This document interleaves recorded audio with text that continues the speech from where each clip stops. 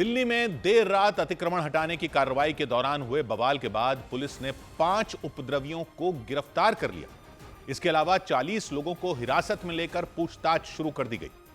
गिरफ्तार किए गए आरोपियों के खिलाफ पुलिस टीम पर पत्थरबाजी करने और सरकारी काम में रुकावट डालने का केस दर्ज किया गया, क्योंकि दिल्ली पुलिस के मुताबिक तुर्कमान गेट के पास अतिक्रमण हटाने के दौरान उन लोगों ने उपद्रव करने की कोशिश की थी। बवाल उस वक्त शुरू हुआ जब फैज़-ए-इलाही मस्जिद के पास देर रात दिल्ली के नगर निगम एमसीडी की टीम अतिक्रमण हटाने के लिए पहुंची। एमसीडी की टीम ने मस्जिद के पास हुए अतिक्रमण पर बुलडोजर चलवाना शुरू कर दिया। इस दौरान पहले ही पूरे इलाके को किसी पुलिस छावनी में तब्दील कर दिया गया। कई थानों की फोर्स के साथ आरएएफ और आरआरएफ के जवान तैनात कर दिए गए। तुर्कमान गेट के सामने जो मस्जिद फैज़-ए-इलाही है, उस मस्जिद परिसर में जो कॉम्प्लेक्स और डायग्नोस्टिक सेंटर बना हुआ था, उसको ध्वस्त किया जा रहा है। आधी रात के बाद शुरू हुई नगर निगम की कार्रवाई के दौरान कुछ ही देर में वहां पर सैकड़ों लोगों की भीड़ इकट्ठा हो गई और हालात बेकाबू होते दिखे। पुलिस के मुताबिक फैज़-ए-इलाही मस्जिद के पास अतिक्रमण हटाने के दौरान आधी रात के वक्त करीब 150 लोगों की भीड़ इकट्ठा हो गई और उस भीड़ ने वहां उपद्रव शुरू कर दिया। पुलिस की बैरिकेडिंग तोड़ दी गई, हंगामा किया गया, पुलिस और एमसीडी के कर्मचारियों पर हमला किया गया, पत्थर और कांच की बोतलें फेंकी गई ऐसा आरोप है। और तोड़फोड़ और हमले के दौरान के कुछ वीडियो पुलिस को मिले, जिनमें उन लोगों की भी आवाज रिकॉर्ड हुई जो वीडियो बना रहे थे। वो लोग बवाल कर रही भीड़ की तारीफ करते सुनाई दिए। तेरी कसम, वो भाग भाई वाह, जवाब नहीं। हाँ भाई नहीं, वाह जीरारी, वाह भाई वाह। पुलिस के मुताबिक इसी के बाद भीड़ और ज्यादा बेकाबू हो गई और पुलिस और एमसीडी के कर्मचारियों पर टूट पड़ी। कुछ ही देर में पत्थरबाजी और तोड़फोड़ भयंकर हिंसा में बदल गई और वहां तैनात पुलिस वालों को भी अपने कदम पीछे खींचने पड़े, क्योंकि ऐसा लगा जैसे फैज़-ए-इलाही मस्जिद के पास आधी रात को इकट्ठा हुई भीड़ के सिर पर मानो खून सवार हो गया और वो पथराव और हिंसा करते हुए एमसीडी के कर्मचारियों और पुलिस वालों को वहां से खदेड़ देना चाहते थे। बवाल के दौरान फैज़-ए-इलाही मस्जिद के पास की एक गली में पुलिस वाले आगे बढ़े ही थे कि दूसरी तरफ से इकट्ठा हुई भीड़ ने उन पर पथराव कर दिया। हालात बिगड़ते देख पुलिस वालों को पीछे हटना पड़ गया। पुलिस की टीम उस गली से निकलकर पीछे चली गई। पुलिस ने कुछ ही मिनटों में वहां इतनी भीड़ इकट्ठा होने के पीछे साजिश की आशंका जताई, क्योंकि हिंसा से ठीक पहले के कुछ वीडियो पुलिस को मिले, जिनमें कुछ लोग भीड़ को इकट्ठा करने की कोशिश करते नजर आए। सब अपने दुकानें बंद करके सब बंद करके आइए इधर। ये देखिए मुसलमानों का क्या हाल है। सब अपने दुकानें बंद करके सब बंद करके आइए इधर। ये देखिए मुसलमानों का क्या हाल है। पुलिस के हाथ इस वीडियो के अलावा भी उपद्रवियों के कई वीडियो पहुंचे और उनमें कुछ लोग फैज़-ए-इलाही मस्जिद को ध्वस्त करने की अफवाह फैलाते हुए लोगों से इसका विरोध करने के लिए इकट्ठा होने की अपील करते दिखे और यहां तक अफवाह फैला दी गई कि दिल्ली में मस्जिद के पास मिलिट्री उतार दी गई। अस्सलाम वालेकुम मेरे भाइयों, ये देखो जो दरगाह फैज़-ए-इलाही का मैटर चल रहा था भाई, देखो आज इन्होंने देखो बिल्डोजर भी बुला लिए हैं और इनकी पूरी मिलिट्री भी आ गई है। भाई देखो आप भाई ज्यादा से ज्यादा लोग भाई दरगाह फैज़-ए-इलाही पे पहुंचे। आप लोगों से भाई हाथ जोड़ के गुजारिश है। पुलिस के मुताबिक जैसे ही ये वीडियो आसपास के लोगों को मिले, लोगों की भीड़ आधी रात के वक्त बाहर आ गई। वो लोग कड़ाके की ठंड होने के बावजूद फैज़-ए-इलाही मस्जिद के पास इकट्ठा हो गए और पुलिस और एमसीडी की कार्रवाई का विरोध करना शुरू कर दिया। पुलिस को जांच के दौरान एक और भड़काऊ वीडियो मिला, जिसमें एक युवक तुर्कमान गेट के पास पहुंचे एमसीडी के बुलडोजरों की गिनती करता नजर आया और लोगों से यह अपील करता दिखा कि मस्जिद को बचाने के लिए ज्यादा से ज्यादा लोग इकट्ठा हो जाएं। अरवन वाले पार्किंग पर हूँ और ये पार्किंग से मैं एंटर हो रहा हूँ अरवन वाले रोड पर, और मैं आपको कुछ दिखाना चाहता हूँ जिससे आपकी आंखें दंग हो जाएगी। ये किस चीज़ के लिए आए हैं यहाँ पर पूरी तरीके से। अभी आपने देखा होगा तुर्कमान गेट की तरफ कर्फ्यू लगा रखा है इन्होंने। वो कर्फ्यू इस वजह से लगा रखा है कि ये बिल्डोजर से मस्जिद को तोड़ सके। मैं आपको दिखाता हूँ कि कितने सारे बिल्डोजर आए हुए हैं मस्जिद को तोड़ने के लिए। मोटरसाइकिल से तुर्कमान गेट की तरफ जाते हुए उस युवक ने एक एक कर बुलडोजरों की गिनती की और यह झूठ फैलाया कि वो बुलडोजर मस्जिद तोड़ने के लिए लाए गए। 20 तो ऐसे ही हो गई है और ये देखो आगे भी बिल्डोजर है 4 और, ये देख लो 4 ये है। यानी मेरे भाइयों घर पे बैठने से कुछ नहीं होगा। घर से निकलो, दरगाह फैज़-ए-इलाही के बाहर आओ, पूरी रात काली करो, मस्जिद को कुछ होने नहीं देना है।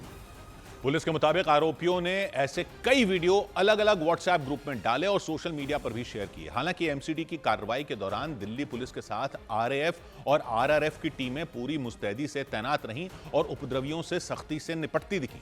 पुलिस ने हालात को काबू में करने के लिए आंसू गैस के गोले दागे और लाठीचार्ज कर दिया।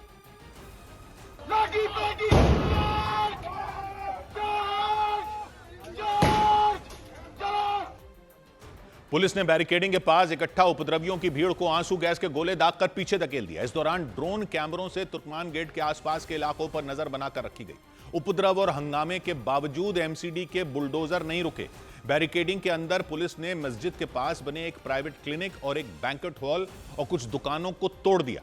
एमसीडी और पुलिस ने बार बार लोगों को यह बताया कि यह कार्रवाई सिर्फ अतिक्रमण पर की गई, मस्जिद को कोई नुकसान नहीं हुआ। लेकिन उपद्रवियों ने पुलिस और एमसीडी के अफसरों की एक नहीं सुनी और बुलडोजर कार्रवाई के दौरान जमकर बवाल किया। पुलिस और एमसीडी के अधिकारियों के मुताबिक हाई कोर्ट के निर्देश के बाद लंबे समय से अतिक्रमण को हटाने की तैयारी चल रही थी और कानून व्यवस्था और ट्रैफिक व्यवस्था न बिगड़े, इसके लिए रात के वक्त बुलडोजर एक्शन लेने का फैसला लिया गया था।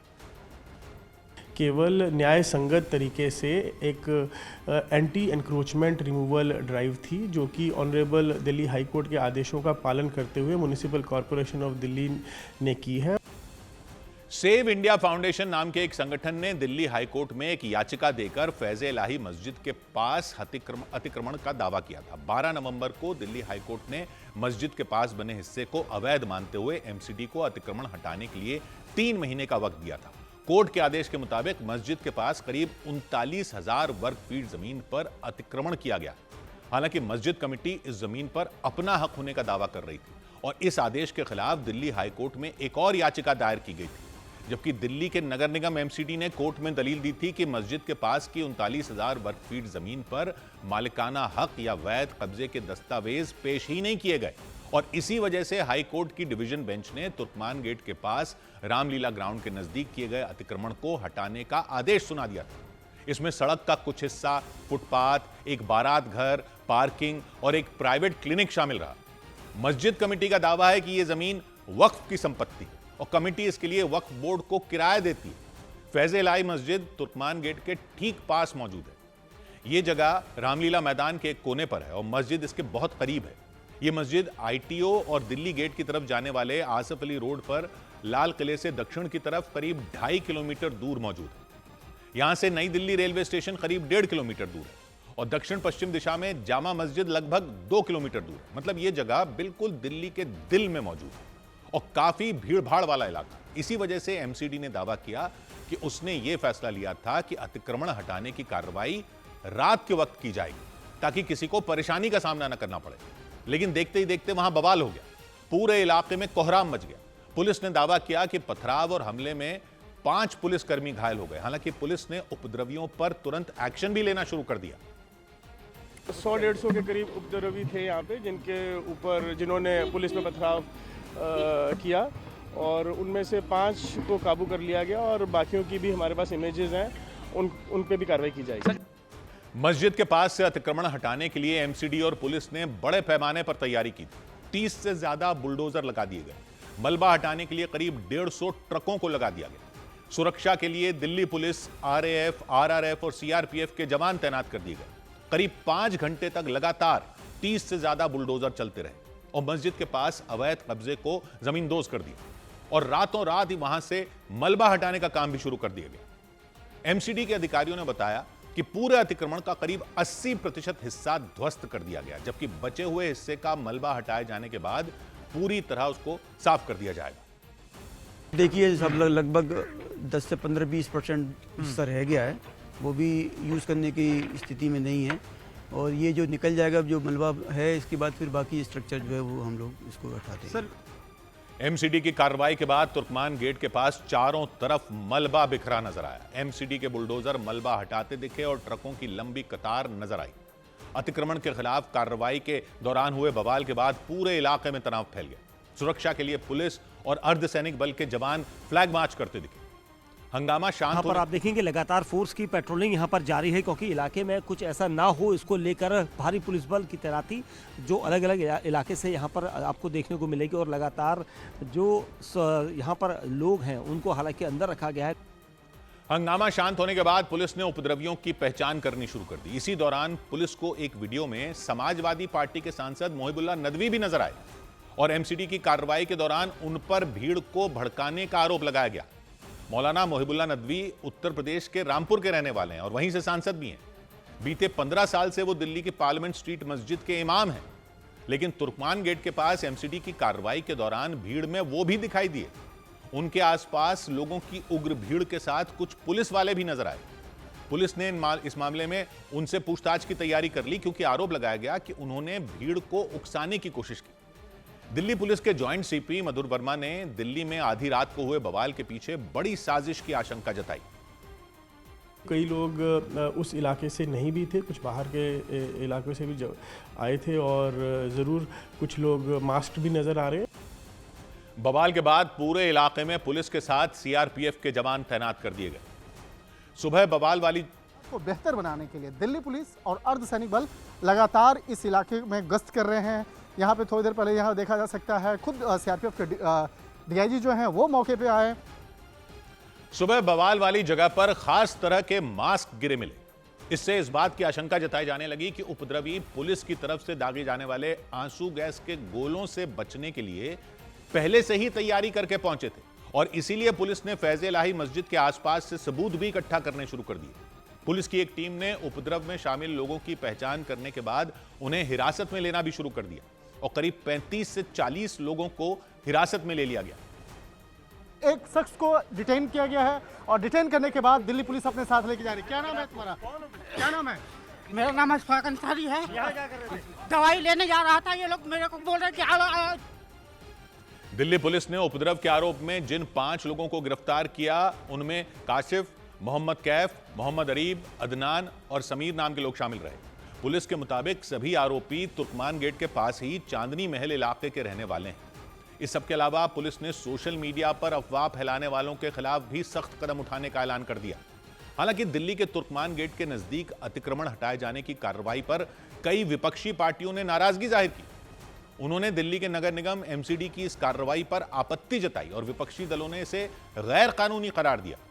मस्जिद के नजदीक हुई इस कार्रवाई को कांग्रेस ने राजनीतिक एजेंडा बताया और बीजेपी सरकार पर हमला बोला। अतिक्रमण के नाम पर आप मस्जिदों को तोड़ोगे, मदरसों के ऊपर बुलडोजर चलाओगे, यही तो देश में चल रहा है। आप इससे नफरत फैलाते हो, आप इससे नफरत फैला करके अपना राजनीतिक एजेंडा चलाते हो। कांग्रेस के अलावा आम आदमी पार्टी ने भी इस कार्रवाई को गलत बताया। उसके मुताबिक अतिक्रमण से जुड़ा मामला कोर्ट में चल रहा था और अप्रैल में उसकी सुनवाई होनी थी, लेकिन इसके बावजूद सरकार ने जल्दबाजी में यह कदम उठाया। दोनों से रिपोर्ट मांगी है, वक्फ वालों से भी और कमेटी वालों से भी रिपोर्ट मांगी है और एमसीडी से भी रिपोर्ट मांगी है। तो वैसे क्या जरूरत थी कि अब रात के अंधेरे में 2 बजे आकर के वहां पर आप डेमोलिश कर दो। आम आदमी पार्टी ने यह भी दावा किया कि जिस जगह पर बुलडोजर चलाया गया वो जमीन वक्फ बोर्ड की थी। उधर उत्तर प्रदेश के वाराणसी में प्रशासन ने सड़क चौड़ी करने के लिए अतिक्रमण हटाओ अभियान चलाया। उत्तर प्रदेश में वाराणसी के दाल मंडी इलाके में सड़क को चौड़ा करने के लिए अतिक्रमण हटाने की कार्रवाई शुरू की गई। इस दौरान प्रशासन ने 6 मकानों को ध्वस्त कर दिया। हालात संभालने के लिए पुलिस ने पूरे इलाके में बैरिकेडिंग कर दी। ड्रोन से भी इलाके पर नजर रखी गई। ये ध्वस्तीकरण की कार्रवाई चली, जिनका मकान हमने ले लिया है, क्रय कर लिया है, उनके मकान को ध्वस्तीकरण की कार्रवाई चल रही है। उत्तर प्रदेश के बुलंदशहर में पुलिस ने मुठभेड़ में 10,000 रुपए के एक इनामी बदमाश को गिरफ्तार करने का दावा किया। बताया गया कि मुठभेड़ के दौरान उसके पैर में गोली लग गई। पुलिस को कई मामलों में लंबे वक्त से उसकी तलाश थी। उत्तर प्रदेश के सोनभद्र में 2 मोटरसाइकिलों की आमने सामने की जोरदार टक्कर हो गई। टक्कर इतनी भयंकर थी कि बाइक पर सवार दोनों व्यक्ति हवा में उछलकर दूर जा गिरे। उनकी मोटरसाइकिलें पूरी तरह टूट गईं। हादसे में वो दोनों गंभीर रूप से घायल हो गए। इधर उत्तर प्रदेश के हाथरस में स्मार्ट मीटर लगाने गए बिजली विभाग के कर्मचारियों के सामने हंगामा खड़ा कर दिया गया। बिजली विभाग के कर्मचारी वहां स्मार्ट मीटर लगाने पहुंचे थे। इस दौरान लोग इस बात पर अड़ गए कि जब तक उनकी कॉलोनी में बिजली का खंभा नहीं लगता वो स्मार्ट मीटर नहीं लगवाएंगे और इसीलिए बिजली विभाग के कर्मचारियों और उन लोगों के बीच तीखी बहस हो गई।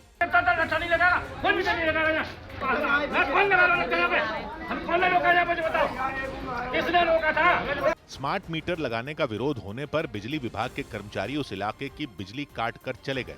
इलाके के लोग बिजली विभाग की इस कार्रवाई से बुरी तरह भड़क गए। उन्होंने रास्ता जाम कर दिया और बिजली विभाग के खिलाफ नारेबाजी शुरू कर दी और इसकी वजह से उस रास्ते पर लंबा जाम लग गया। देखते ही देखते हंगामा इतना बढ़ गया कि पुलिस वहां पहुंच गई और इसके बाद पुलिस ने उन लोगों को समझा बुझाकर वहां से हटाने की कोशिश की। सर तो वो लाइट काट के चलेंगे, लाइट काट दी हमारी, जबरदस्ती लाइट काट के अंदर नहीं मैं काफी देर तक पुलिस और उन लोगों के बीच बातचीत होती रही। पुलिस ने उन्हें भरोसा दिया कि जल्द ही उनकी कॉलोनी की बिजली चालू हो जाएगी। पुलिस अधिकारी से यह आश्वासन मिलने के बाद उन लोगों ने रास्ता खोल दिया, लेकिन इसके बाद भी वो लोग अपने मकानों में स्मार्ट मीटर लगवाने के लिए राजी नहीं हुए। उन लोगों के मुताबिक कई साल बीत जाने के बाद भी उनकी कॉलोनी में बिजली का खंभा ही नहीं लगा और इसलिए उन्होंने मांग की कि पहले उनकी कॉलोनी में बिजली का खंभा लगाया जाए, फिर वो अपने मकानों में स्मार्ट मीटर लगवाएंगे। कम से कम 50 एप्लीकेशन दिए हमने, आज तक कोई सुनवाई नहीं हुई। इस पूरे मामले पर बिजली विभाग ने सफाई दी कि जिस कॉलोनी में बिजली का खंभा लगाने की मांग उठाई गई वो अवैध है। ऐसे में बिजली विभाग ने उन लोगों को समझाया था कि अगर उन्हें अपनी कॉलोनी में बिजली का खंभा लगवाना है तो उन्हें 1,59,000 रुपए जमा करवाने होंगे। बिजली विभाग के मुताबिक उन लोगों ने वो राशि जमा नहीं की थी। वहीं जब वो स्मार्ट मीटर लगाने गए तो वो लोग उनसे भिड़ गए। इसके बाद बिजली विभाग ने उस कॉलोनी की बिजली काट दी, हालांकि बाद में बिजली चालू कर दी गई। उधर दिल्ली हाईकोर्ट ने उत्तराखंड के अंकिता भंडारी हत्याकांड मामले में नाम उछाले जाने के मामले में बीजेपी नेता और राज्यसभा सांसद दुष्यंत गौतम को बड़ी राहत दे दी। कोर्ट ने दुष्यंत गौतम से जुड़े उन सभी वीडियो और पोस्ट को 24 घंटे के अंदर सोशल मीडिया से हटाने के निर्देश जारी कर दिए, जिनमें उनका नाम अंकिता भंडारी हत्याकांड से जोड़ा गया। और दिल्ली हाईकोर्ट का आदेश आने के बाद बीजेपी सांसद दुष्यंत गौतम ने इसे सत्य की जीत बताते हुए फैसले का स्वागत किया।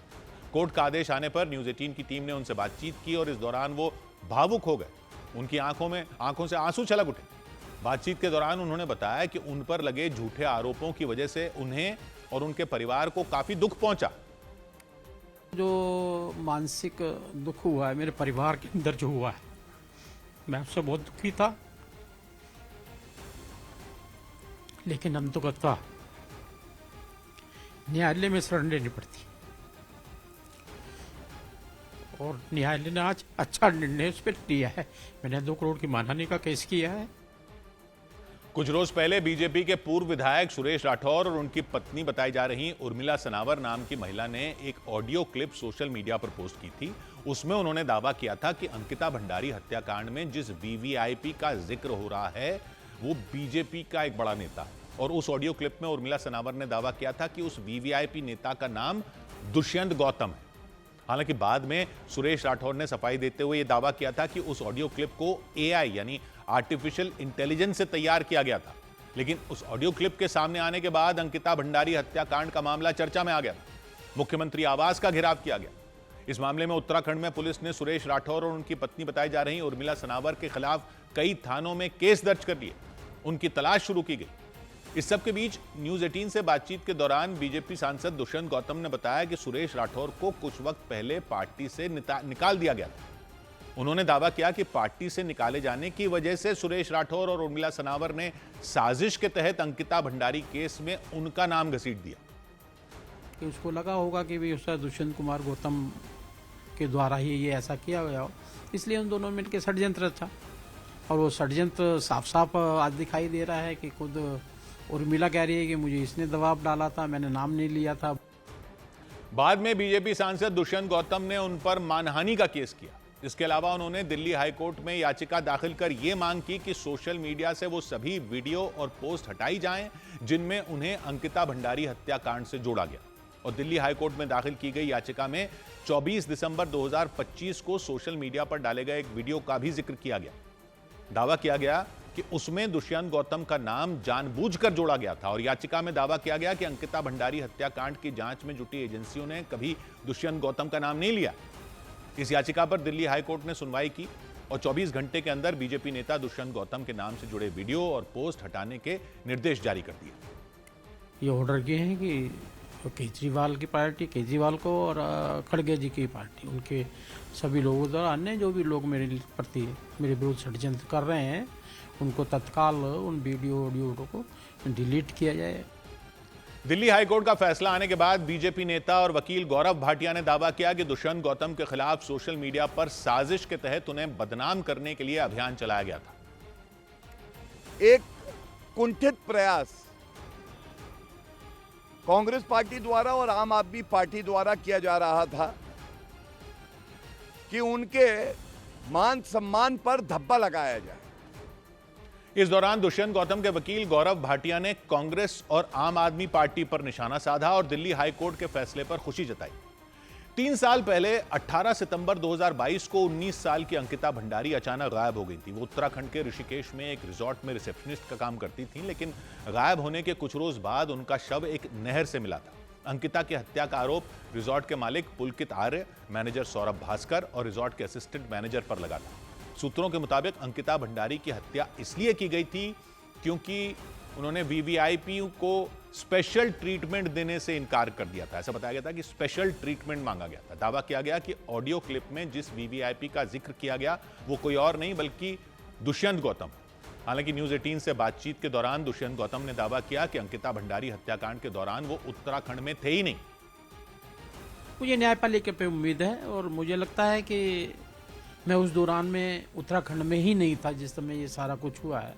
ये मेरी सबसे बड़ी जीत और मेरा आत्मबल है। बाकायदा दुष्यंत गौतम ने न्यूज 18 के कैमरे के सामने घटना के दौरान उत्तराखंड में नहीं होने के सबूत भी दिखाया और उन्होंने अंकिता भंडारी हत्याकांड की जांच में जुटी उत्तराखंड पुलिस को जांच में हर तरीके से सहयोग करने का भरोसा दिया। इस सब के बीच सोशल मीडिया पर ऑडियो क्लिप जारी करने वाली उर्मिला सनावर सामने आई और सूत्रों ने दावा किया कि देहरादून में पुलिस अधिकारियों ने देर रात उनसे पूछताछ की। उर्मिला सनावर ने ही कुछ रोज पहले सोशल मीडिया पर ऑडियो क्लिप जारी की थी और उसकी वजह से पूरे उत्तराखंड में भूचाल आ गया। उत्तराखंड के हर छोटे बड़े शहर में प्रदर्शन हुए और अंकिता भंडारी हत्याकांड की जांच सीबीआई से करवाने की मांग की गई। इसके बाद उत्तराखंड के मुख्यमंत्री पुष्कर सिंह धामी ने मामले की जांच के लिए एसआईटी बना दी और ऑडियो क्लिप की जांच के बाद कार्रवाई का भरोसा दिया। आज ऑडियो में वो एक नाम ले रहे हैं, कल को किसका नाम लेंगे, तो इसलिए सारी सत्यता, सारी जो जांच परख है, एफएसएल है, उसका करवाने के बाद हमने कहा है कि हम किसी भी कीमत पर अगर कोई दोषी होगा तो बिल्कुल छूटने वाला नहीं। खबर है कि अंकिता भंडारी केस की जांच में जुटी एसआईटी की टीम भी उर्मिला सनावर से पूछताछ करेगी ताकि यह पता लगाया जा सके कि सोशल मीडिया पर उन्होंने जो ऑडियो क्लिप जारी की थी उसमें कितनी सच्चाई है। इसके अलावा एसआईटी की टीम उनसे यह भी पता लगाएगी कि उनके पास अंकिता भंडारी हत्याकांड से जुड़े और क्या सबूत हैं।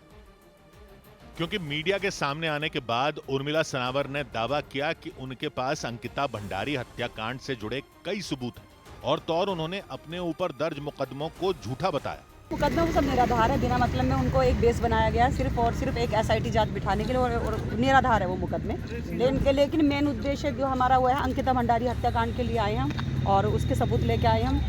अंकिता भंडारी केस की सीबीआई जांच कराने की मांग को लेकर नैनीताल में कांग्रेस ने कैंडल मार्च निकाला। बड़ी संख्या में कांग्रेस के कार्यकर्ता मोमबत्तियां और अंकिता भंडारी के बैनर लेकर सड़कों पर मार्च करते नजर आए।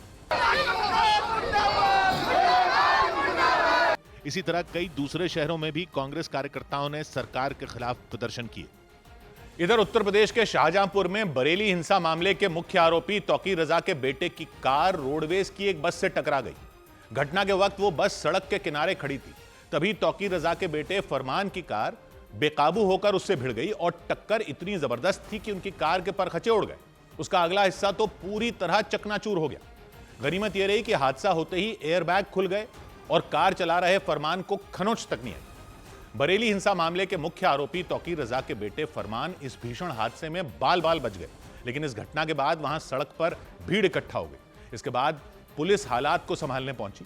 जवानों ने फरमान को कार से बाहर निकाला, लेकिन इसके बाद पुलिस ने दावा किया कि उसे फरमान की हालत संदिग्ध नजर आई और इसलिए जवानों ने उनकी कार की तलाशी लेनी शुरू की और दावा किया कि इस दौरान उनकी कार से ड्रग्स बरामद हुए। पुलिस के मुताबिक इसी वजह से तौकीर रजा के बेटे नहीं चाहते थे कि पुलिस उनकी कार की तलाशी ले। बताया गया कि उन्होंने इसके लिए जवानों पर धौंस भी जमाई, लेकिन जब पुलिस के बड़े अधिकारी वहां पहुंचे और उन्होंने आदेश दिया, तब जवानों ने कार में रखे सूटकेस को खोला और उसके अंदर रखे ड्रग्स को बरामद करने का दावा किया। जिले की एसपी के मुताबिक तौकीर रजा के बेटे फरमान खुद ड्रग्स का इस्तेमाल करते थे। उससे पूछा तो उसने बताया कि ये जो पदार्थ है वो क्रिस्टल है। उसने ये पदार्थ व्यक्तिगत यूज़ के लिए अपने पास रखा था। इसके बाद पुलिस ने फरमान को हिरासत में ले लिया और थाने ले जाकर उनसे ड्रग्स के सिलसिले में पूछताछ शुरू कर दी। इधर लोक गायिका नेहा सिंह राठौड़ को सुप्रीम कोर्ट से राहत मिल गई। लोक गायिका नेहा सिंह राठौड़ की गिरफ्तारी पर सुप्रीम कोर्ट ने अंतरिम रोक लगा दी। पहलगाम में हुए आतंकी हमले के बाद उन्होंने प्रधानमंत्री नरेंद्र मोदी को लेकर सोशल मीडिया पर विवादास्पद पोस्ट डाली थी। इसके बाद उनके खिलाफ केस दर्ज किया गया था। यूपी सरकार ने सहायक प्रोफेसरों की भर्ती के लिए हुई परीक्षा को रद्द करने का फैसला कर लिया। सहायक प्रोफेसर के 910 पदों पर भर्ती के लिए यह परीक्षा पिछले साल अप्रैल महीने में हुई थी, लेकिन बाद में कुछ अभ्यर्थियों ने पेपर लीक होने की शिकायत की थी। बिहार के जहानाबाद में जमीन के झगड़े में दो पक्षों के बीच हिंसक झड़प हो गई। वहां दोनों पक्षों के लोगों ने डंडों और हथियारों से हमला कर दिया। इस झड़प में महिलाओं समेत 10 से ज्यादा लोग घायल हो गए। उधर हरियाणा के पानीपत में 1 करोड़ रुपए की अवैध वसूली के लिए एक बड़े कारोबारी पर सरेआम फायरिंग से दहशत मच गई। पुलिस के मुताबिक बदमाशों ने फायरिंग से पहले मिठाई की दुकान चलाने वाले कारोबारी को एक पर्ची भी थमाई, जिसके जरिए 2 दिन के अंदर 1 करोड़ रुपए की मांग की गई। और इसके बाद बदमाशों ने उनकी दुकान पर ताबड़तोड़ फायरिंग कर दी। वहां 3 बदमाश बड़े आराम से पहुंचे। उन्हें देखकर किसी को भी भनक नहीं लगी कि उनकी मंशा क्या थी, लेकिन दुकान के सामने पहुंचते ही उन्होंने फायरिंग शुरू कर दी। पुलिस के मुताबिक गोलीबारी से पहले उनके 2 साथी उस दुकान के अंदर गए और वहां बैठे दुकान के मालिक से कुछ बात की। इसी दौरान उन्होंने अवैध वसूली के लिए एक पर्ची उन्हें थमाई और पैसे नहीं देने पर जान से मारने की धमकी देकर वहां से चले गए। इससे पहले कि दुकान के मालिक कुछ समझ पाते, उन पर दुकान के बाहर से गोली चला दी गई, जिसकी वजह से वो घायल हो गए। और डरा देने वाली यह घटना पानीपत के समालखा इलाके में हुई। बताया गया कि जिस व्यक्ति पर हमला हुआ उनकी गिनती वहां के बड़े कारोबारियों में की जाती है और इसकी जानकारी मिलते ही कई लोग उनके घर पहुंच गए। बताया गया कि बदमाशों ने जो पर्ची सौंपी उसमें यह धमकी दी गई कि पुलिस को बताया तब भी और नहीं बताया तब भी 1 करोड़ रुपए देने ही होंगे। इस धमकी से दूसरे कारोबारी भी खौफ से भर गए। हालांकि थोड़ी ही देर में पुलिस जांच के लिए वहां पहुंच गई। है काउंटर पे उस पे गोलियां लगी हैं। यहाँ से हमने 3 खोल बरामद किए हैं।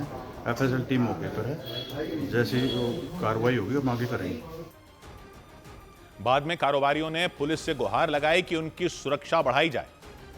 इधर राष्ट्रीय चिकित्सा आयोग ने जम्मू कश्मीर के रियासी जिले में मौजूद वैष्णो देवी श्राइन बोर्ड के मेडिकल कॉलेज की मान्यता रद्द कर दी। ये वही मेडिकल कॉलेज है जहां एमबीबीएस के पहले बैच में 50 में 42 सीटों पर मुस्लिम समुदाय के छात्रों का दाखिला होने पर उसके खिलाफ पिछले कई महीनों में लगातार प्रदर्शन किए गए थे और इसके साथ ही छात्रों के दाखिले की लिस्ट को रद्द करने की मांग की गई थी। लेकिन इसी बीच राष्ट्रीय चिकित्सा आयोग ने वैष्णो देवी मेडिकल कॉलेज की ही मान्यता रद्द कर दी। राष्ट्रीय चिकित्सा आयोग की टीम ने रियासी जिले में बने वैष्णो देवी मेडिकल कॉलेज का औचक निरीक्षण किया और बताया गया कि निरीक्षण के दौरान कई खामियां पाई गई। इसके बाद राष्ट्रीय चिकित्सा आयोग ने कॉलेज से एमबीबीएस का कोर्स चलाने की मंजूरी तुरंत वापस ले ली। वहीं फैकल्टी की कमी के साथ मरीजों की संख्या बेहद कम होने का दावा किया गया और आरोप लगे कि वैष्णो देवी मेडिकल कॉलेज ने जरूरी मानकों को पूरा नहीं किया। राष्ट्रीय चिकित्सा आयोग ने इसे नियमों का उल्लंघन बताया। वहां मौजूदा सत्र में एमबीबीएस की पढ़ाई कर रहे छात्रों को दूसरे मेडिकल कॉलेजों में ट्रांसफर करने का निर्देश दिया गया ताकि छात्रों की पढ़ाई प्रभावित न हो।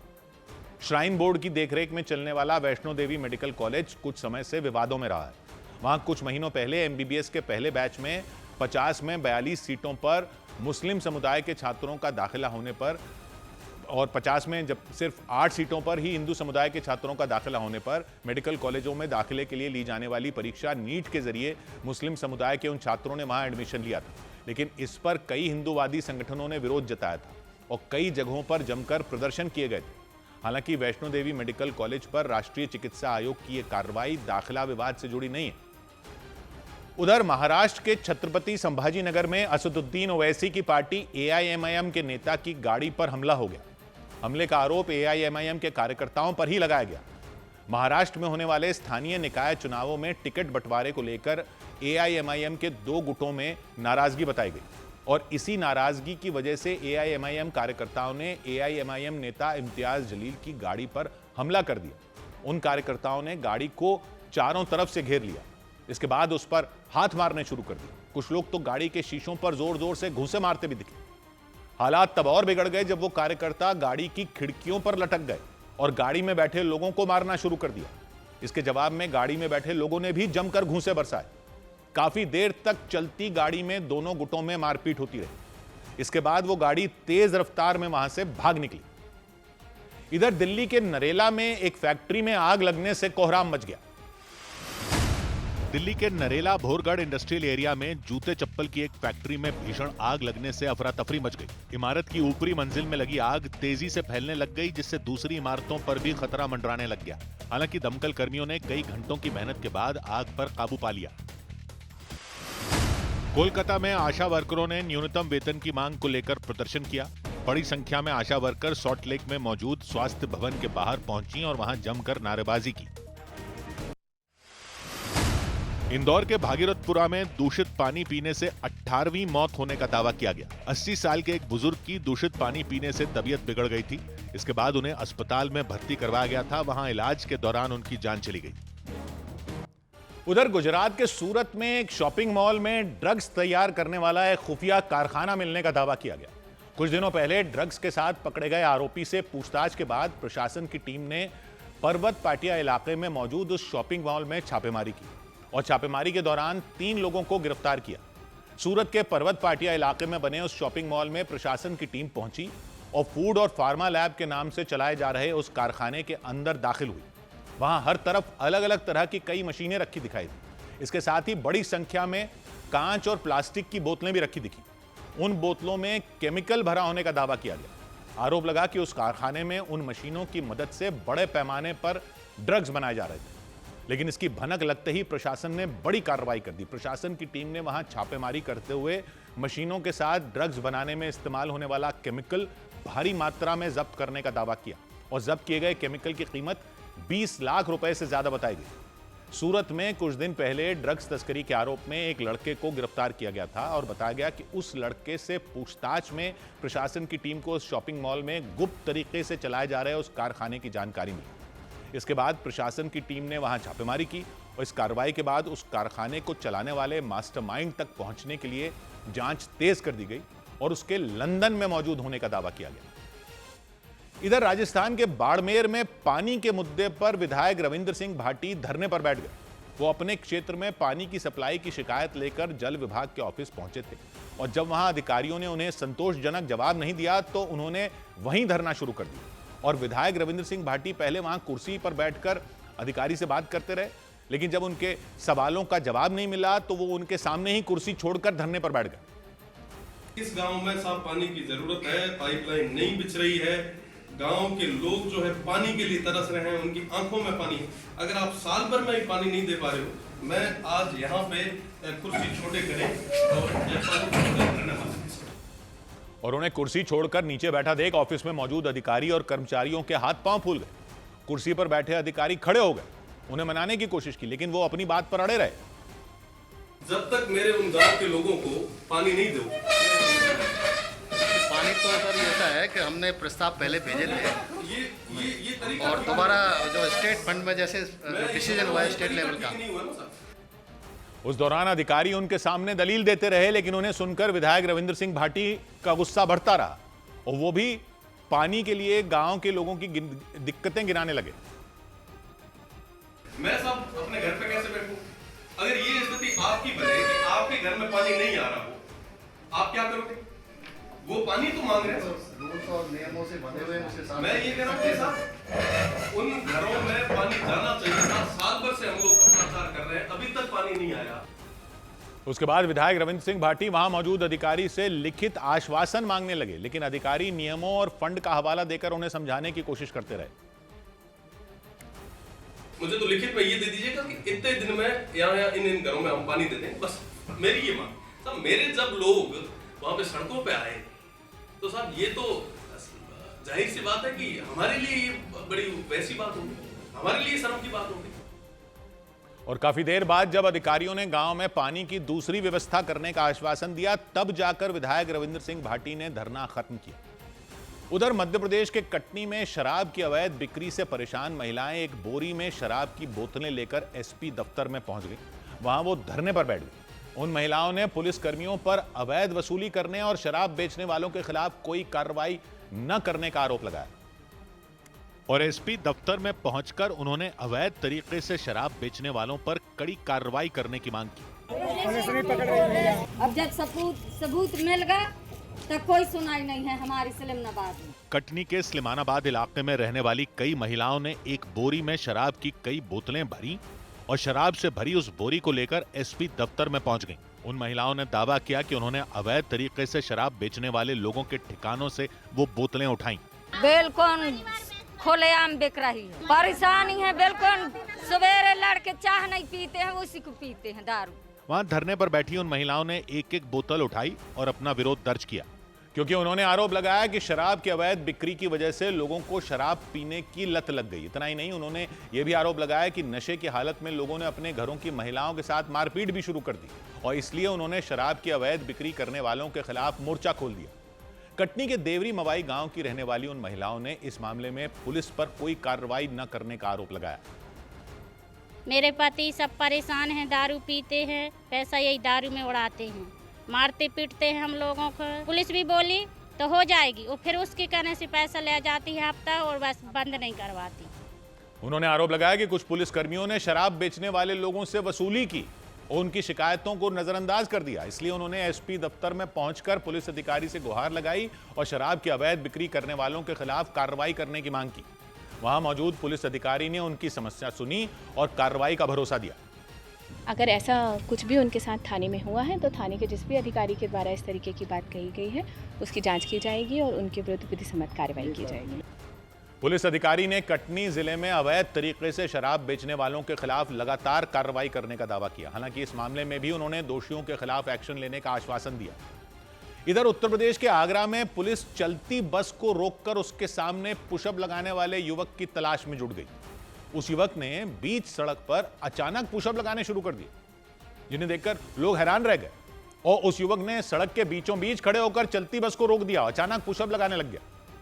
इस दौरान दूसरा व्यक्ति वहां लगे जैम को रोकता दिखा। उसने काला कपड़ा और काला मास्क पहन रखा था, इस वजह से उसकी पहचान का पता नहीं चल पाया। हालांकि पुशअप लगाने वाले युवक की पहचान कर ली गई। जानकारी के मुताबिक सरफराज कादिर नाम का वो युवक एक यूट्यूबर है और उसने सोशल मीडिया के लिए वीडियो बनाने के चक्कर में ऐसा कदम उठाया।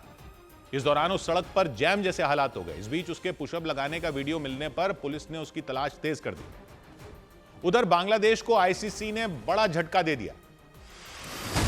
भारत में टी20 वर्ल्ड कप के मैच न खेलने वाली बांग्लादेश की याचिका को आईसीसी ने नामंजूर कर दिया। आईसीसी ने साफ कहा कि या तो मैच खेलने होंगे या फिर मैचों के पॉइंट गंवाने होंगे। हालांकि आईसीसी ने भारत में बांग्लादेश की टीम को सुरक्षा का भरोसा दिया।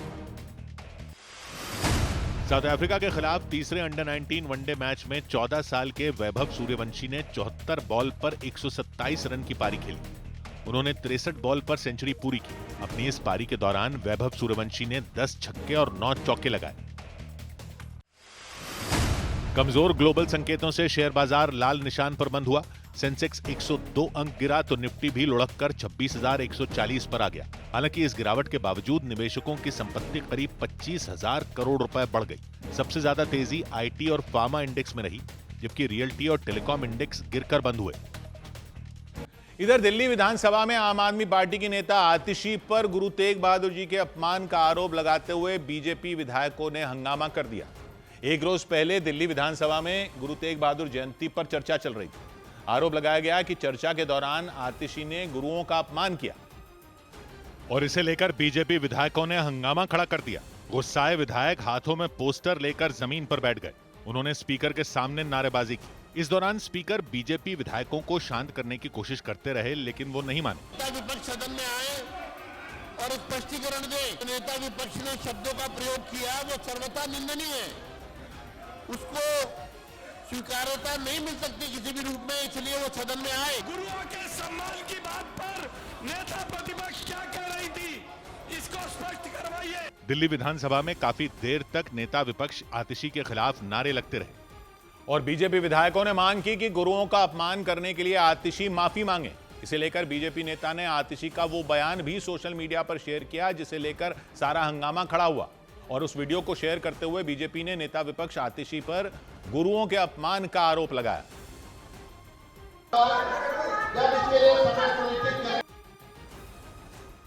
गुरु तेग बहादुर की जयंती पर आतिशी के दिए इस बयान को लेकर बीजेपी ने आम आदमी पार्टी पर जमकर निशाना साधा।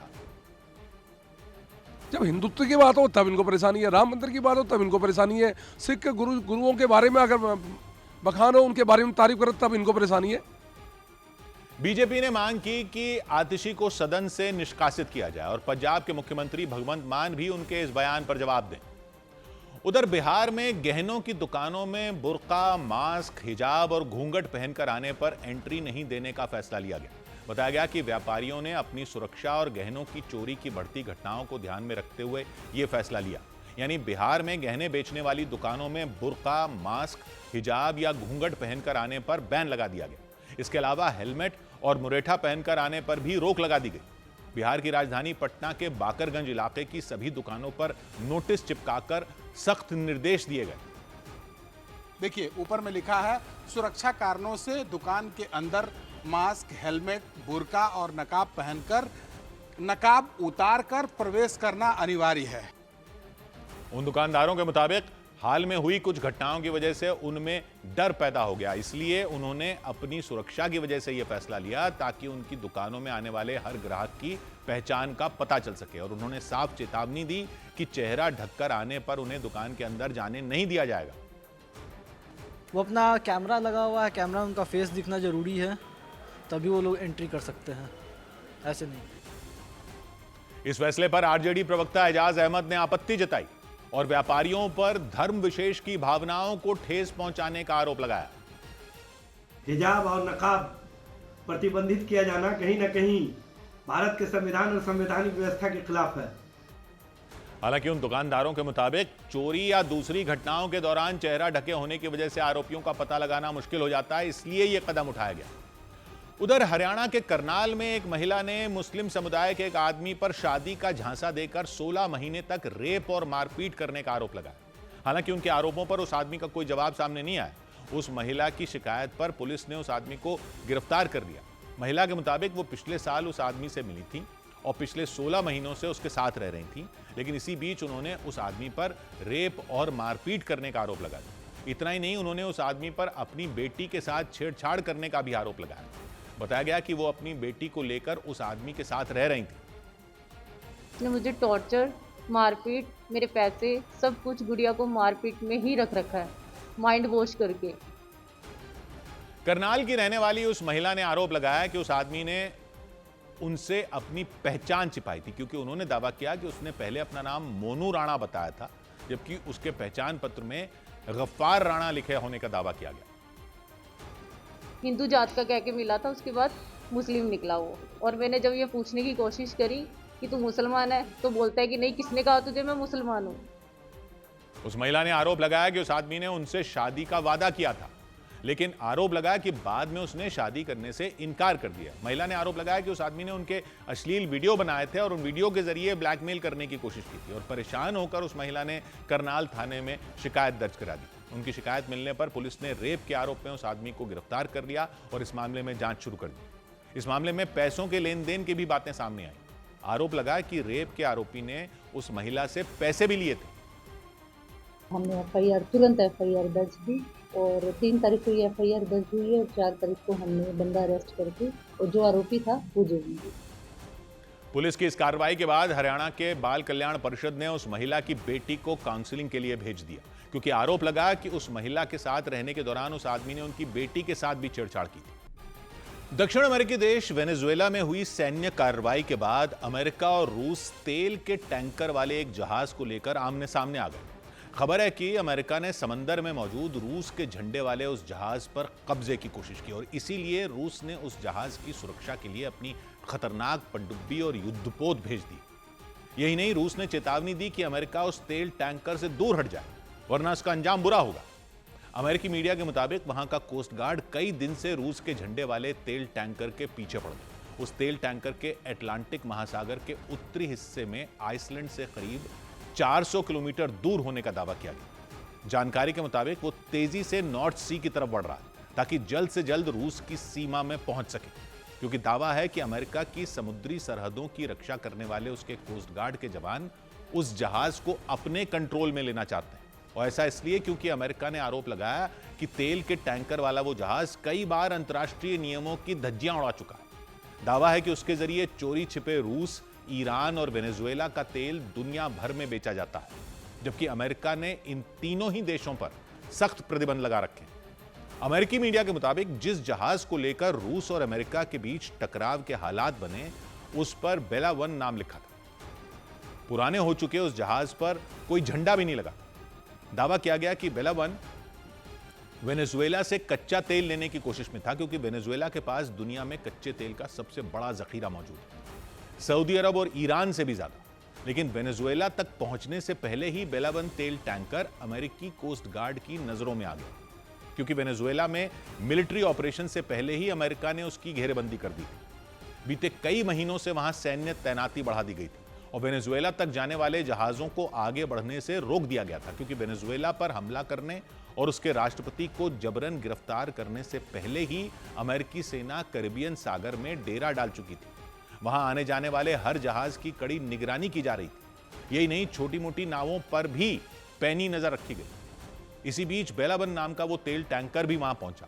वो कच्चा तेल लेने के लिए वेनेजुएला जाना चाहता था, लेकिन अमेरिकी कोस्ट गार्ड ने उसका पीछा करना शुरू कर दिया और ऐसे में उस जहाज को तेल लिए बिना ही लौटना पड़ा। दावा तो यहां तक किया गया कि अमेरिकी कोस्ट गार्ड के जवानों ने उस जहाज पर चढ़ने और उसे अपने कंट्रोल में लेने की कोशिश की, लेकिन बेला वन के चालक दल ने अमेरिकी जवानों को रोक दिया और जहाज लेकर वहां से भाग निकले। और अमेरिकी मीडिया के मुताबिक रास्ते में ही उन्होंने अपने जहाज पर रूस का झंडा फहरा दिया। यानी जिस तेल टैंकर वाले जहाज पर कोई झंडा नहीं था, उस पर रूस का झंडा लगा दिया। इतना ही नहीं, दावा है कि बेला वन जहाज का नाम भी बदल दिया गया और उसका रजिस्ट्रेशन रूस में करवा दिया गया, मतलब उसे रूस का जहाज होने की मान्यता मिल गई। लेकिन अमेरिकी कोस्ट गार्ड ने फिर भी अपने कदम पीछे नहीं खींचे और समंदर में रूस के झंडे वाले उस जहाज की धरपकड़ में जुटा रहा। यही वजह रही कि रूस ने उस जहाज की सुरक्षा के लिए अपनी सेना भेज दी, ताकि अमेरिकी कोस्ट गार्ड के जवानों से तेल टैंकर वाले जहाज को बचाया जा सके। रूस ने साफ किया कि उस जहाज को खरोंच भी आई तो अच्छा नहीं होगा, क्योंकि उसका रजिस्ट्रेशन रूस में हो चुका है, यानी वो रूस की संपत्ति हो चुका है। जबकि अमेरिका ने आरोप लगाया कि रूस ने बिना किसी जांच के ही उस तेल टैंकर को जल्दबाजी में मान्यता दी। यही नहीं, अमेरिका ने दावा किया कि उस तेल टैंकर से होने वाली कमाई का बड़ा हिस्सा आतंकी संगठनों को जाता है। लेकिन रूस ने न सिर्फ उसकी हिफाजत के लिए अपनी सेना भेजी, बल्कि अमेरिका को भी तेल टैंकर से दूर रहने की हिदायत दी। और इस सब के बीच खबर है कि वेनेजुएला की जमीन से निकलने वाले कच्चे तेल को लेकर अमेरिका ने वहां की अंतरिम सरकार को चेतावनी दे डाली। दावा है कि अमेरिका ने वेनेजुएला की अंतरिम सरकार को धमकी भरे लहजे में बताया कि उसे रूस, चीन और ईरान से आर्थिक संबंध तोड़ने होंगे, मतलब उसे रूस, चीन और ईरान को अपने देश से बाहर का रास्ता दिखाना होगा। जबकि ये तीनों ही देश वेनेजुएला के अच्छे साथी माने जाते हैं। चीन को तो वेनेजुएला के कच्चे तेल का सबसे बड़ा खरीदार बताया गया, लेकिन अमेरिका का चीन ही नहीं बल्कि ईरान और रूस से भी 36 का आंकड़ा रहा है। माना जा रहा है कि इसीलिए उसने वेनेजुएला में सैन्य कार्रवाई और वहां के राष्ट्रपति निकोलस मदुरो को जबरन गिरफ्तार करने के बाद वेनेजुएला की अंतरिम सरकार पर भी दबाव बनाना शुरू कर दिया, क्योंकि दावा है कि अमेरिका की नजर वेनेजुएला की धरती से निकलने वाले कच्चे तेल पर गड़ गई। डोनाल्ड ट्रंप की एक सोशल मीडिया पोस्ट से भी इसके संकेत मिले, क्योंकि उस पोस्ट के जरिए ट्रंप ने ऐलान किया कि वेनेजुएला अमेरिका को कई करोड़ बैरल कच्चा तेल देगा। हालांकि वेनेजुएला की अंतरिम सरकार ने इसकी पुष्टि नहीं की, लेकिन डोनाल्ड ट्रंप ने सोशल मीडिया पर पोस्ट करके घोषणा कर दी कि वेनेजुएला की अंतरिम सरकार के अधिकारी इस सौदे के लिए राजी हो गए। अमेरिकी राष्ट्रपति ने बताया कि वेनेजुएला 3 से 5 करोड़ बैरल तक कच्चा तेल अमेरिका को बेचेगा। यही नहीं, ट्रंप ने यह भी बताया कि तेल के बदले वेनेजुएला को जो रकम दी जाएगी उस पर भी उनका ही कंट्रोल होगा। यानी वेनेजुएला को जो पैसे मिलेंगे वो ट्रंप की मर्जी के बिना उनका इस्तेमाल नहीं कर पाएगा। उधर बड़ी खबर आई उत्तराखंड से। वहां देहरादून में मुख्यमंत्री पुष्कर सिंह धामी ने अपने घर पर अंकिता भंडारी के माता पिता से मुलाकात की। इस दौरान मुख्यमंत्री ने उनकी सभी मांगों पर निष्पक्ष कार्रवाई का भरोसा दिया। एक दिन पहले भी प्रेस कॉन्फ्रेंस के दौरान मुख्यमंत्री ने अंकिता भंडारी हत्याकांड में शामिल किसी भी दोषी को नहीं छोड़ने का भरोसा दिया था। इधर हिमाचल प्रदेश के मंडी में एक हफ्ते से लापता लड़के का शव जंगल में मिला। हिमाचल प्रदेश के मंडी में 30 दिसंबर से लापता एक नाबालिग छात्रा का शव जंगल में मिलने से सनसनी मच गई। बताया गया कि पुलिस ने ड्रोन की मदद से शव को बरामद किया। छात्रा के शरीर पर जंगली जानवरों के नोचे जाने के कई निशान मिले, जिसके बाद शव को पोस्टमार्टम के लिए भेजा गया। गुजरात के राजकोट में भीषण सड़क हादसा हो गया। वहां तेज रफ्तार से दौड़ रही एक कार एक दीवार से टकरा गई। हादसे में कार में सवार एक शख्स घायल हो गया, जिसे अस्पताल में भर्ती कराया गया। सौभाग्य की एक बात यह कि पुरानी दिल्ली इलाके के तुर्कमान गेट पर हुए हंगामे की खबर तो लोग जान गए, लेकिन ज्यादातर पब्लिक को यह नहीं पता कि इसी तुर्कमान गेट इलाके में 50 साल पहले वो हुआ था जिसने इस देश का पूरा इतिहास ही बदल दिया था। संजय गांधी का नाम तो लोगों ने सुना भी होगा, लेकिन 50 साल पहले की उस घटना की अहम किरदार रुखसाना सुल्ताना को तो इतिहास ने भुला ही दिया है। आज की पब्लिक को बताने के लिए तो शायद सारा अली खान के रेफरेंस से बताना पड़े कि रुखसाना सुल्ताना कौन थी और तुर्कमान गेट पर क्या हुआ था। जी वही सारा अली खान जो सैफ अली खान की बेटी हैं। उनकी दादी तो पब्लिक जानती हैं कि शर्मिला टैगोर हैं, लेकिन उनकी नानी कौन थी? सारा अली खान की नानी थी रुखसाना सुल्ताना, और रुखसाना सुल्ताना की कहानी जुड़ी हुई है उस घटना से जो इतिहास में दर्ज है तुर्कमान गेट कांड के नाम से। अभी तो जनवरी की सर्द रात में उस इलाके में बुलडोजर कार्रवाई पर इतना हंगामा मचा हुआ है, लेकिन 50 साल पहले इसी जगह पर बुलडोजर के साथ गोलियां भी चली थीं। जी हां, गोलियां। कहते हैं उन गोलियों की गूंज ने ही आजादी के बाद से लगातार चले आ रहे कांग्रेस के राज की उल्टी गिनती शुरू कर दी थी। कहानी थोड़ा पहले शुरू हुई थी। 1971 में इंदिरा गांधी ने गरीबी हटाओ के नारे पर चुनाव में बहुत बड़ी जीत हासिल की थी, आपको याद होगा। पाकिस्तान को युद्ध में हराने पर तो उनकी लोकप्रियता ऐसी हो गई थी कि कहते थे कि कोई उन्हें छू भी नहीं सकता था। लेकिन उनके खिलाफ अपने खुद के चुनाव में गड़बड़ी करने का एक मुकदमा चला, जिसको पहले तो किसी ने सीरियसली नहीं लिया, लेकिन करते करते 1975 आ गया और 12 जून 1975 को इलाहाबाद हाईकोर्ट ने फैसला सुनाया कि इंदिरा गांधी का अपना चुनाव अमान्य है और वो 6 साल तक चुनाव नहीं लड़ सकती। पूरे देश क्या दुनिया में सनसनी मच गई कि खुद प्रधानमंत्री का अपना चुनाव ही अमान्य घोषित हो गया, तो क्या वो इस्तीफा देंगी? उन्होंने सुप्रीम कोर्ट में फैसले को चुनौती दी। उनके विरोधी नेता गांधी के जमाने के कांग्रेस के सिपाही जयप्रकाश नारायण ने आंदोलन छेड़ रखा था। लोकतंत्र बचाओ आंदोलन चल रहा था, रैलियां हो रही थी। पहले गुजरात में छात्र आंदोलन हुआ था, फिर बिहार में हड़तालें हो रही थी, तो माहौल गर्म पहले ही था और प्रधानमंत्री के खिलाफ यह फैसला आ गया। और फिर 24 जून को सुप्रीम कोर्ट ने भी राहत नहीं दी, लेकिन सुप्रीम कोर्ट ने कहा कि वो प्रधानमंत्री बनी रह सकती हैं लेकिन वोट नहीं कर सकती। तो 25 जून 1975 की रात को सुप्रीम कोर्ट के फैसले के बाद देश में इमरजेंसी घोषित कर दी गई थी। रातों रात संविधान में मिले हुए अधिकार रोक दिए गए, प्रेस पर सेंसरशिप लगा दी गई। मतलब कोई खबर छापने से पहले सरकार से क्लियर करवाओ। विपक्षी नेता गिरफ्तार कर लिए गए, जेपी, मोरारजी देसाई, अटल बिहारी वाजपेयी, लाल कृष्ण आडवाणी, सब जेल में डाल दिए गए। इंदिरा गांधी के बेटे संजय गांधी के पास कोई आधिकारिक पद तो नहीं था, लेकिन कहते हैं कि सरकार के अंग उन्हीं के इशारे पर काम करने लगे। बताते हैं कि संजय गांधी इमरजेंसी के दौरान लिए गए कई फैसलों में शामिल थे। उन्हीं में एक कार्यक्रम था जनसंख्या नियंत्रण का, कि देश की जनसंख्या इतनी तेजी से बढ़ रही है, इसको रोका न गया तो देश कभी तरक्की नहीं करेगा। कहते हैं संजय गांधी ने इसको सीधा अपने हाथ में ले लिया। और दूसरा अहम कार्यक्रम था अवैध बस्तियों को हटाकर शहरों को अंतर्राष्ट्रीय स्तर जैसा चमकाने का। इसमें भी सीधा संजय गांधी का नियंत्रण चलने लगा, खासकर दिल्ली में, कि सब साफ कर दो। लोकतंत्र वाली मजबूरियां इमरजेंसी में थी नहीं, और निकल आए वो जो आजकल फिर सुर्खियों में है। क्या? बुलडोजर। बुलडोजर का नाम पहले संजय गांधी के नाम से जुड़ा था। तो जनसंख्या नियंत्रण के लिए टारगेट रखे गए नसबंदी के। याद रखिए, लोकतंत्र एक तरह से सस्पेंड पड़ा था, तो हर राज्य, हर जिले को इतने नसबंदी ऑपरेशन करने हैं, ये टारगेट दिए गए अधिकारियों को। कहते हैं सरकारी कर्मचारियों को टारगेट दिए गए, सरकारी टीचरों को टारगेट दिए गए, सरकारी बाबुओं को टारगेट दिए गए, पुलिस को टारगेट दिए गए कि लोग लेकर आओ, ऑपरेशन करवाओ नसबंदी के। कहते हैं संजय गांधी की अपनी टीम इसको मॉनिटर करती थी। आरोप है कि ऐसा डर फैल गया था कि अगर टारगेट पूरा नहीं किया तो तनख्वाह रुक सकती है, प्रमोशन रुक सकता है। तो आरोप लगे इस सब में बहुत जबरदस्ती भी हुई, लोगों के जबरदस्ती नसबंदी के ऑपरेशन करवाए गए, ऐसी बातें फैलने लगी।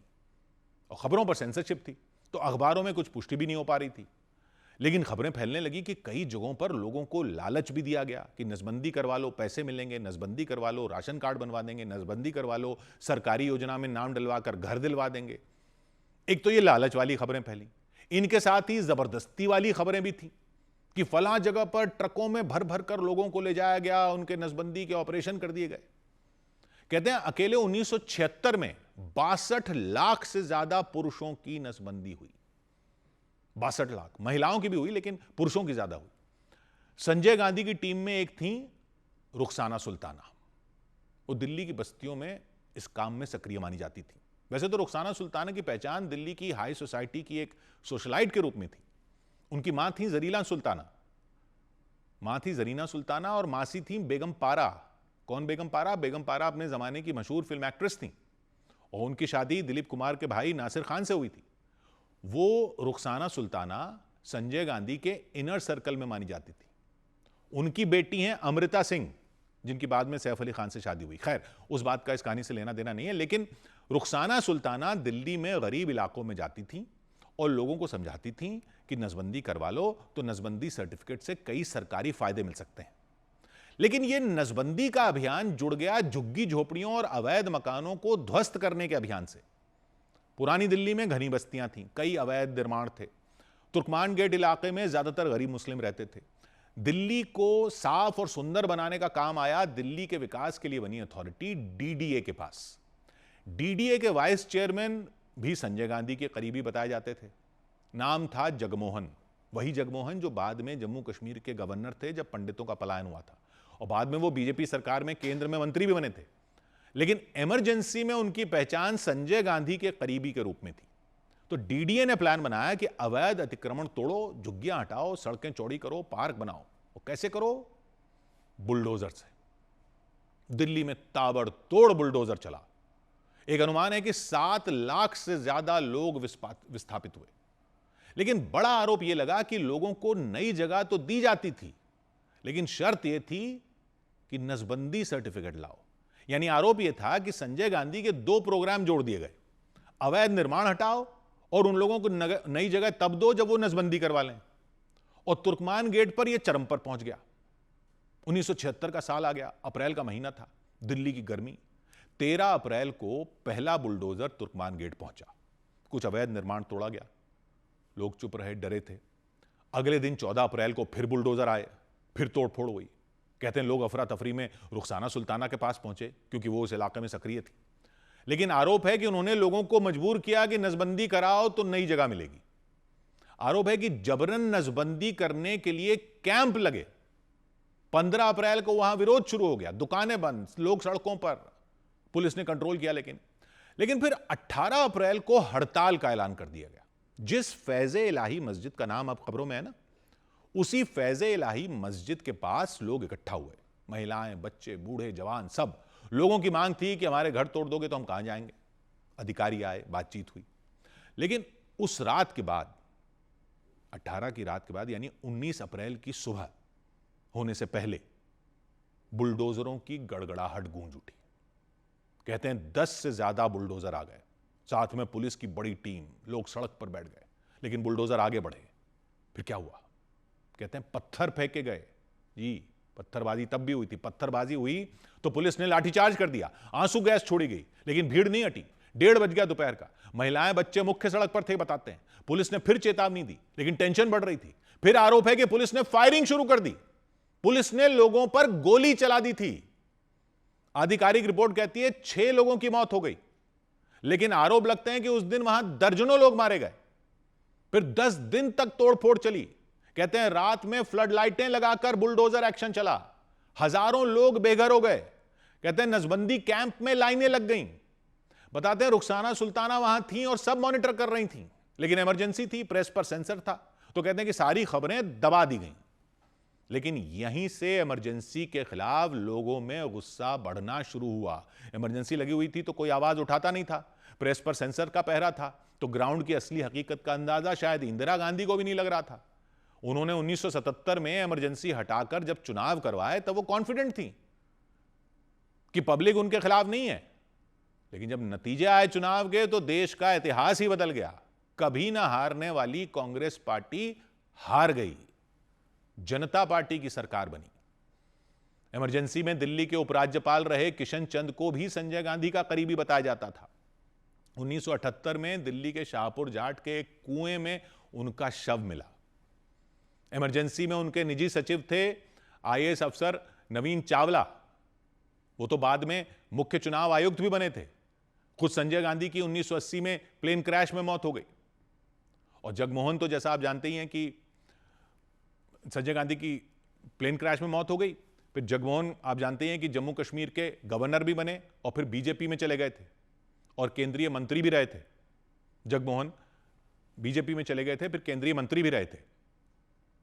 लेकिन रुखसाना सुल्ताना पब्लिक की नजरों से दूर हो गई थी और उनका नाम तभी थोड़ा बहुत खबरों में आया जब उनकी बेटी अमृता सिंह ने सनी देओल के साथ फिल्मों में डेब्यू किया। फिर 1996 में खबर आई कि उनकी मृत्यु हो गई। और तुर्कमान गेट आज भी वहीं खड़ा है और फिर सुर्खियों में है। 100 बात की एक बात। इधर गुजरात पुलिस ने राजस्थान सीमा के नजदीक शराब की बड़ी खेप पकड़ी। गुजरात पुलिस ने राजस्थान की सीमा से लगने वाले मंडार बॉर्डर के नजदीक एक ट्रेलर से 18,060 शराब की बोतलें जब्त करने का दावा किया।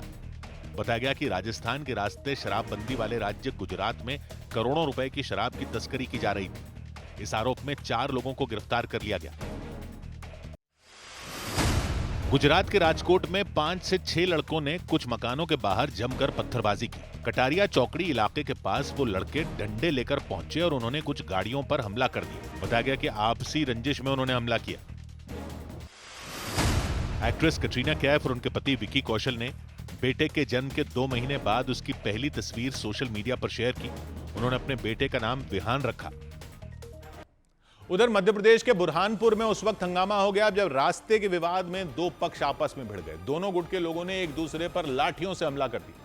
इस हिंसक झड़प में कई लोग घायल हो गए और ये पूरी घटना बुरहानपुर के चापोरा गांव में हुई और रास्ते को लेकर हुए विवाद ने हिंसक रूप ले लिया।